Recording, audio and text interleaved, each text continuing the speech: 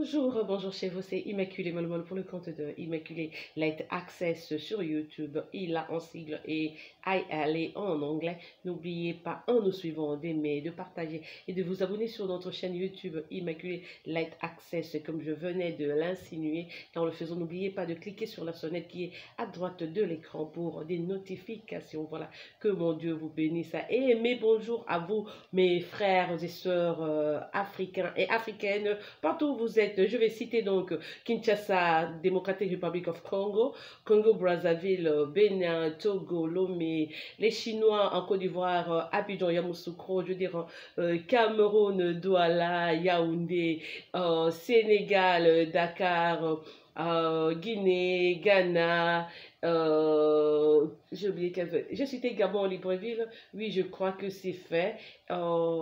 Burkina Faso, les Tchadiens, bonjour, bonjour. J'ai reçu un coup de fil, enfin, pas moi, mais ma petite soeur et un pasteur congolais qui est ici, parce que là, on part prier dimanche, il y a un pasteur congolais qui a son groupe de prière, mais on y va parce que aller à la prière aussi, c'est socialiser avec d'autres personnes. Bon, maintenant, on n'y va pas, mais il y a une maman que l'on connaît qui fait vraiment partie de notre famille d'ici, qui est tchadienne. Elle est donc en confinement, elle est, elle était repartie donc au Tchad pour des vacances. Elle est donc restée là-bas pendant le confinement. Elle va revenir ici après, mais elle a passé un coup de fil pour dire qu'ils ont maintenant des cas de ce virus, des gens qui sont là maintenant. Et elle a donc demandé la prière. J'espère qu'il y aura solution, parce qu'on a appris déjà qu'avec le soleil africain, déjà, ils peuvent réussir à atténuer ce virus et tout et tout. J'espère que ça va donc aller. Et donc, bonne guérison à vous qui êtes touchés, à vous qui êtes malades. Et courage donc à vos membres des familles qui avaient des gens qui y ont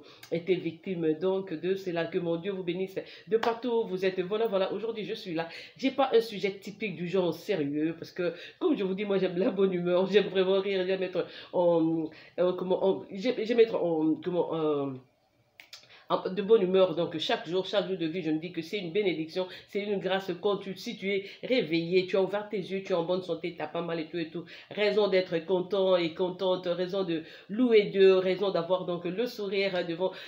Certaines personnes croient que, bon, pour montrer que vous êtes contente et tout, il faut faire du boucan, il faut chanter, il faut dire aux gens, non, non, non, non, on peut être, je crois que cela est juste relatif, ça dépend d'une personne à une autre. Je peux être contente, mais je ne poste pas forcément des photos sur les réseaux sociaux que je suis en train de danser, je suis en train de chanter, non, non, non, ça dépend d'une personne à une autre. Il y a des gens qui sont, par exemple, là, moi, dans mon cœur aujourd'hui, je suis vraiment en paix, je n'ai pas de problème, malgré ce que le monde est en train de vivre. Mais ici, dans ma maison, là, moi, je vis seule avec mes enfants et nous allons bien. Ma fille va faire, comment ces examens-là que l'on fait, étatiques et tout, ça a commencé hier, mais elle commence aujourd'hui. Elle aura ça pendant 3 jours hier avant de dormir. On a prié pour elle. Elle est en train de dormir, c'est, je crois, à 14 jours d'ici que ça va commencer. Donc, ça va, on est de bonne humeur, raison juste de louer Dieu. Aujourd'hui, je suis venue devant vous pour vous conseiller, pour vous prodiguer quelques conseils, parce que être africain, c'est aussi un petit problème, hein.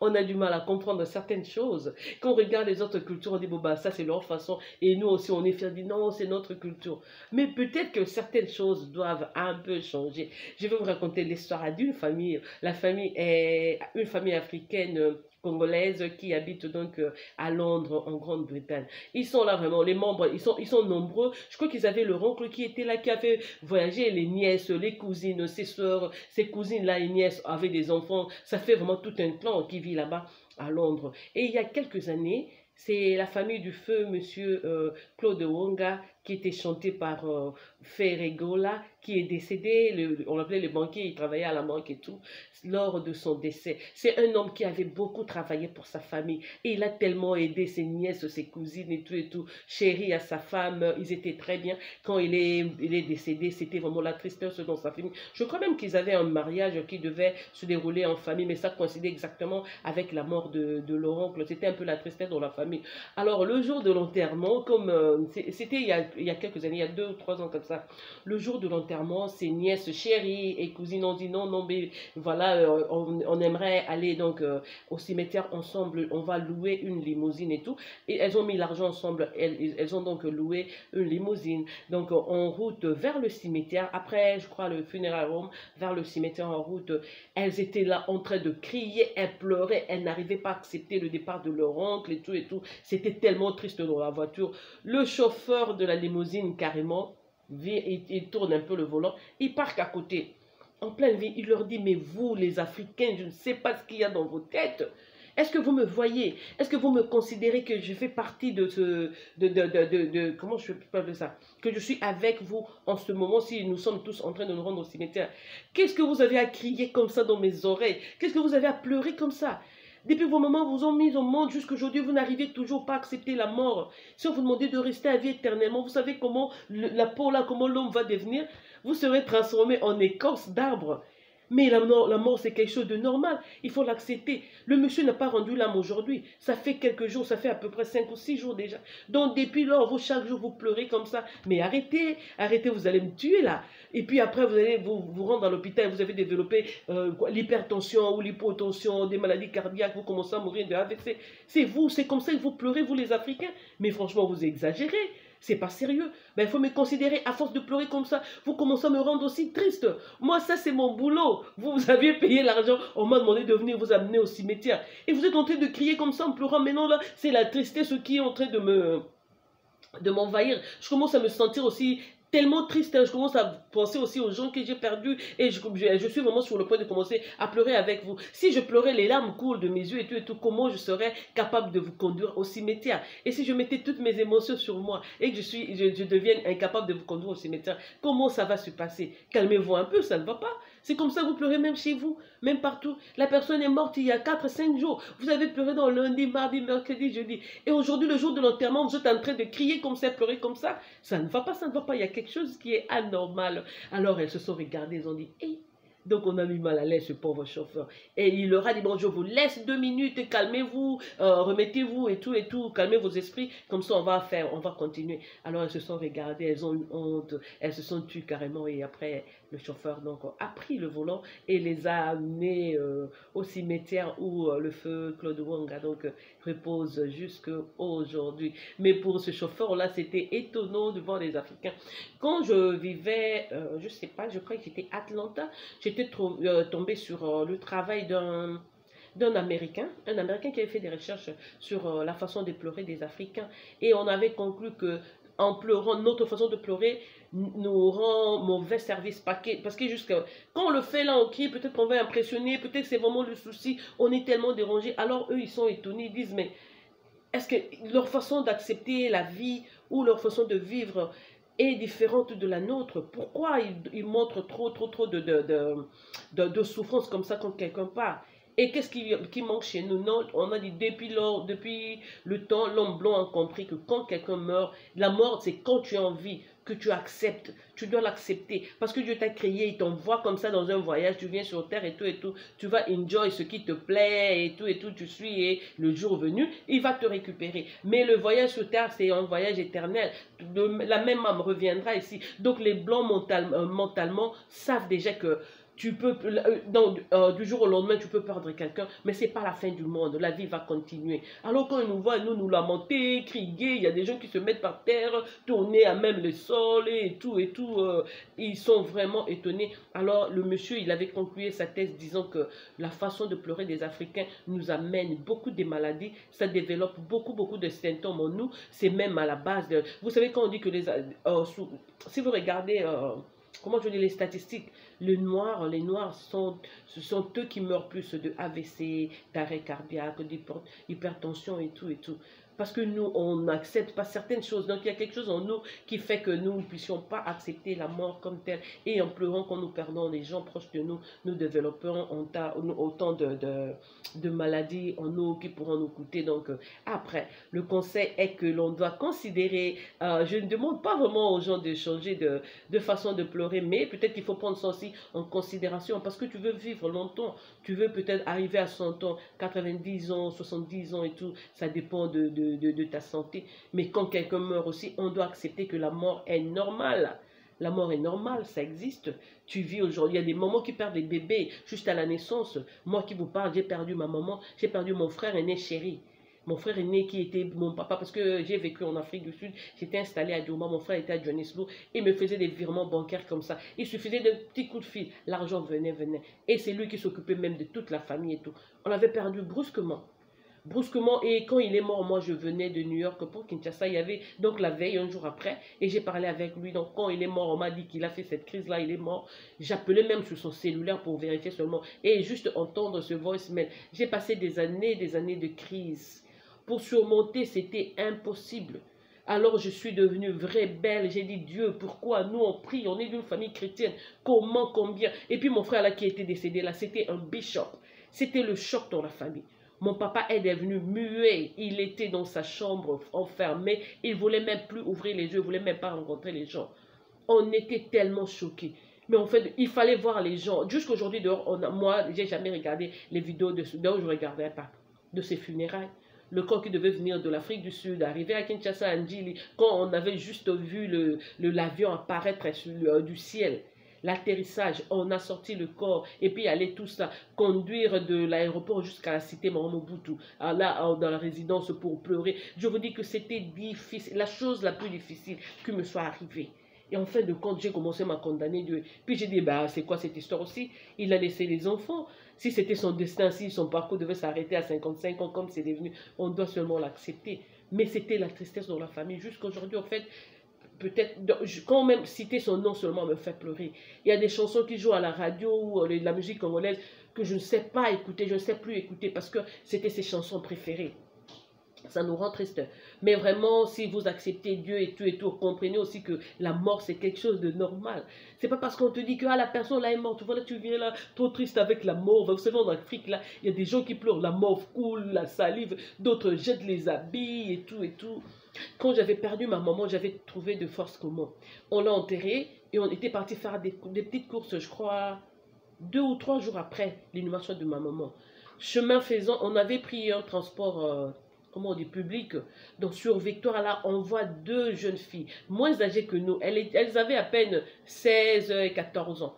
Ces filles-là venaient juste de sortir d'une clinique et leur maman venait de rendre âme. Je vous dis la façon dont elles pleuraient. Imaginez que c'était seulement 2 jours après le décès de notre maman. Sur le champ, donc, j'ai senti comme si Dieu me demandait d'aider ces filles-là. Je suis allée m'asseoir avec les 2. J'ai parlé, j'ai dit, vous me voyez là, je pouvais être aussi en train de verser des larmes. Mais devant vous, je dois vous montrer la force. Vous ne devez pas pleurer comme ça. Il faut plutôt rejoice. Il faut célébrer son existence. Il faut accepter. Il faut dire que vous aviez eu, Dieu vous avez donné une bonne maman et tout. J'ai su donc calmer les 2 petites. J'ai dit, il faut faire attention parce que vous devez vivre. Vous devez amener donc la torche de votre maman vient de vous la passer. Vous devez continuer la vie étant contente et tout. Pleurer parce qu'on pleure parce qu'on se sépare du corps physique. On ne verra plus la personne physiquement. Mais dans nos prières et tout, on peut toujours arriver à entrer en contact avec même les gens qui sont de l'autre côté. Si vous appuyez seulement sur les exemples qu'ils vous ont laissés, sur des conseils qu'ils vous prodiguaient quand ils étaient en vie, des bons souvenirs dans vos têtes, je vous dis que vous allez trouver la paix. Moi, ma façon de couper avec la disparition des gens, c'est de parler positivement de ces gens-là. Je me souviens de tout ce qu'ils ont fait de bon. Mon frère, quand il venait me chercher tout le temps à l'aéroport de Johannesburg, quand je lui téléphoné de Kinshasa pour dire que non, Alexis, je prends mon vol aujourd'hui pour Johannesburg, il arriva à l'aéroport à 11 h. Pour m'attendre, mon vol pouvait atterrir à 15 h ou 16 h. Mais il était là, il ne voulait pas que sa soeur chérie puisse arriver là et faire la queue. Non. Lui-même était aussi inspecteur à l'aéroport de Johannesburg. Donc il y avait déjà des gens, des travailleurs qui m'attendaient, presque des gardes du corps, quoi. Je ne devais pas faire la queue et tout. Voilà, c'est la princesse Immaculée qui est arrivée. On me prend, la voiture était déjà parquée là, j'entrais straight et les gens s'occupaient de mes choses. Ils venaient seulement, ils entraient. On arrive à la maison, on dépose, il me dit on va faire le shopping, elle m'amène avec son argent, elle m'offre des histoires et tout. Alors que je pense à ces choses-là et quand je regarde ces enfants, les enfants qui nous a laissés, je suis très très contente et je me souviens moi de beaucoup de souvenirs parce que sa fille cadette croyait que moi j'étais leur soeur aînée et le jour qu'elle avait découvert que j'étais la petite soeur à leur papa, elle était vraiment étonnée puis elle dit papa donc la dame là à Durban là on part en vacances, c'est vraiment ta soeur de sang, elle est vraiment sortie du même ventre que toi. Leur papa a dit, toi, maman, à ton âge, jusqu'à aujourd'hui, tu n'as jamais su que Immaculée, c'était votre tante propre et tout et tout. Donc, et puis, une fois, ils étaient venus habiter en vacances à Durban, on était à la plage. Quand ils arrivaient là, mon frère me prenait aussi, hein, je laissais ma maison, donc j'allais le rejoindre à l'hôtel, on restait là. On avait le inn là qui est à Durban, j'ai oublié comment ça s'appelle. Et puis, donc, on restait donc en famille là et tout et tout. C'était ça. C'était quelqu'un qui était friqué vraiment quand il était là. Alors, il nous a donné aussi le goût comment à quoi aux choses luxueuses, à la bonne vie, je dirais. Donc, je ne manquais pas. Et aujourd'hui, j'ai su que non, au lieu de pleurer comme ça va me donner d'autres, je vais développer d'autres crises, comme on le dit et tout et tout. Je devais accepter la mort. Mon frère, d'abord, lui-même était aussi, il était bishop aussi à l'église, donc je devais accepter son départ. Mais je parle positivement de lui. Je devais trouver un moyen pour sécher mes larmes, pour ne plus pleurer. Donc, voilà. D'ailleurs, quand il est mort, juste après, je me suis rendu compte que j'étais enceinte et j'étais donc enceinte de mon fils, le deuxième. C'est pour ça qu'il s'appelle Alexandre. C'est pour commémorer le nom de mon frère aîné qui s'appelait donc Alexis. Donc Dieu il prend à gauche, il te retourne à droite. Nous devons changer notre façon de pleurer. Dans mon quartier aussi, à Kinshasa, à Arigini, il y avait une famille dont je tais le nom. La famille était du Bas-Zaïre. Le professeur était décédé et puis on devait l'enterrer. Les Bas-Zaïrois, les gens du Congo, là, les gens du Bas-Zaïre, souvent, ils préfèrent être enterrés chez eux dans leur province. Dans le corps du professeur qui était venu, je crois, du Canada ou de la France, le corps était là et puis ils ont dit, bon ben voilà, on va l'enterrer donc dans le Bas-Zaïre. Et le chauffeur de corbière était là, les gens, le cortège a pris route, ils sont arrivés et en cours de route comme ça, les deux familles commencent à se chamailler. Non, on va l'enterrer à Tchela chez nous. Non, on l'enterre dans tel village. Non, non, non. Donc la famille de la belle famille et la famille de monsieur. Non, non, c'était la famille de monsieur qui commençait à se disputer du côté paternel et maternel. Du côté de son père, on voulait que le corps du professeur soit enterré dans leur village. Du côté de maman aussi, non, non, non. Ils voulaient que le corps de leur fils, de leur frère, soit aussi enterré chez eux. Ils ont discuté, ils se sont chamaillés, ils faisaient des coups de fil, ils s'insultaient. De Kinshasa jusqu'à Kisantu. Le chauffeur de corbillard s'est fatigué. Il a dit, bon, comme ces gens n'arrivent pas à trouver compromis, je laisse carrément. Il leur a dit, je vais utiliser les toilettes et si je reviens, il a laissé le corbillard parqué avec le cercueil du prof dedans et les membres de famille dans leur voiture en train de s'insulter et tout et tout. Il est entré dans un petit resto derrière le restaurant, là, il est sorti. Carrément, il a pris, il est parti, il les a abandonnés là. Parce qu'à Kisantu, il y a des bars, il y a des restaurants, il est allé dans un autre coin, il a même fait une sieste, il s'est réveillé, il a acheté la nourriture, il a pris sa bière et tout, il est resté là jusqu'à ce que l'obscurité a commencé à apparaître à petit, il est donc rentré, et puis il trouve tous ces gens en train de ronfler, ils étaient tous fatigués, il dit seulement, ok, on l'enterre où? Alors on a montré, ils ont dit si c'est à Tchela. Donc il a démarré, il a amené le corps là à Tchela. Donc c'était la nuit qu'on a enterré le professeur. Donc il y a vraiment des choses qu'il faut maîtriser et tout. La mort, c'est juste la fin de vie de quelqu'un. C'est pour ça quand on est en vie, il faut être bien avec les gens, il faut laisser les bons souvenirs, il faut montrer l'amour, il faut aider, il faut pratiquer la charité. Parce que demain, on ne sera pas là. Ça ne vaut pas la peine de garder grudges, de garder rancune. Non, on a une situation, je ne pardonne pas cette personne, non, il m'a fait ceci, cela, il verra. On veut chercher toujours une revanche quelque part, faire du mal et tout, toutes ces choses-là ne comptent pas parce que la vie, comme on dit, la vie est courte. Il faut apprécier chaque instant de sa vie. Il faut apprécier chaque instant de la vie. Si tu as des conflits avec quelqu'un ou avec des gens, cherchez toujours à les résoudre ASAP, as soon as possible. Faites ça, la résolution des conflits doit être du sitôt dit, du sitôt fait. Parce que si tu postpones, tu envoies ça au calendrier grec, il n'y a pas de garantie que demain tu vas te réveiller. Il n'y a pas de garantie que tu auras une autre opportunité. Nous devons toujours apprendre donc à nous pardonner. Early, tu peux très tôt donc. Tu pardonnes quelqu'un, ça ne veut pas forcément dire l'accepter dans les mêmes bêtises, l'accepter ou lui donner une autre chance de te faire encore mal. Non, tu peux pardonner, toi tu continues ta vie et tu verras qu'au fur et à mesure que tu seras à l'aise avec toi, un jour la personne qui t'a fait mal pourrait toujours revenir et dire que non, je suis désolé, pardonnez-moi et tout et tout. Mais sinon la vie c'est vraiment quelque chose de précieux, nous devons l'apprécier et l'aimer. Nous les Africains parfois on exagère, on appelle ça notre culture, mais si tu sais que ta culture te ronge, si tu sais que ta culture te crée des maladies, ta culture pourra coûter ta vie, ta culture te fait mal. Hey, quand vous écoutez une émission comme ça, une vidéo comme ça, vous tombez sur ça, changeons notre façon de pleurer, crier et tout. Quand j'étais petite, aujourd'hui les gens ont un peu changé. Les gens pleuraient après les funérailles, vous verrez, vous rencontrez des gens après 2 semaines, depuis qu'on a enterré sa maman, la voix ne revient pas parce que la personne avait tellement crié et tout et tout. Moi-même, quand j'ai enterré ma maman, quand on a enterré notre maman, j'avais pas, bah oui, ma voix était devenue un peu rock, mais j'avais pas perdu à 100%. Et pourtant, j'allais pleurer, pleurer, pleurer. Parce que d'abord, quand tu perds ta maman, c'est, comment, c'est une situation que tu chercheras à couper toute ta vie parce que tu la verras plus. Et la maman, c'est la personne la plus précieuse qui soit. Donc, il faut donc accepter mentalement, moralement, trouver quelque chose de positif pour remplacer déjà à son absence. C'est pour ça que je vous dis, tant que vous êtes en vie, dites aux gens que vous aimez, que vous les aimez, partagez la joie, des bons souvenirs avec eux parce que parfois, vous risquez de ne pas avoir le temps et vous resterez donc avec le regret dans vos têtes à vivre. Ah non, ah wish, ah wish, ah wish, ah wish, mais tu avais tout le temps, tu n'as pas su présenter des excuses. Tu avais tout le temps, tu n'as pas su aimer les gens qui t'aimaient. Tu avais tout le temps, tu as préféré l'ingratitude à la gratitude. Voilà donc notre façon de pleurer là doit changer. C'est pour ça, il y a un groupe là qu'on appelle les pleureuses. Je crois que la majorité vient du Nigeria. Leur job, c'est quoi? Elles vont pleurer dans la morgue, dans des funérailles. Quand quelqu'un meurt, on les invite carrément, vous les payez. Elles seront là, elles pleurent, elles pleurent, elles pleurent, et puis elles ont leur argent à la fin. Vous allez pleurer devant un corps que vous ne connaissez pas, des personnes que vous ne connaissez pas.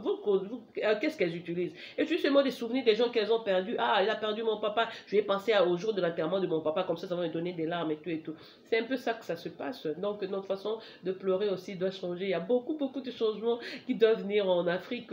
Le blanc, quand il pleure, il accepte cela et c'est en donnant des témoignages.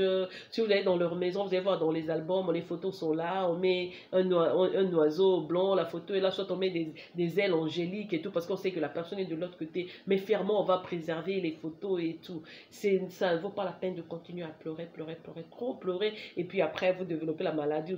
Il y avait une autre soeur que j'avais connue quand je grandissais, c'était la grande soeur de Didier. Elle habitait la France, elle est arrivée à Kinshasa. Le jour qu'elle atterrissait, sa meilleure amie qui était sa cousine aussi, était donc morte, le corps était alimité. Mais elle est arrivée, elle est voulu chez elle, et juste quand on a déposé l'histoire, et non, non, non, je dois descendre alimenter parce que j'ai plein de choses à raconter à ma cousine.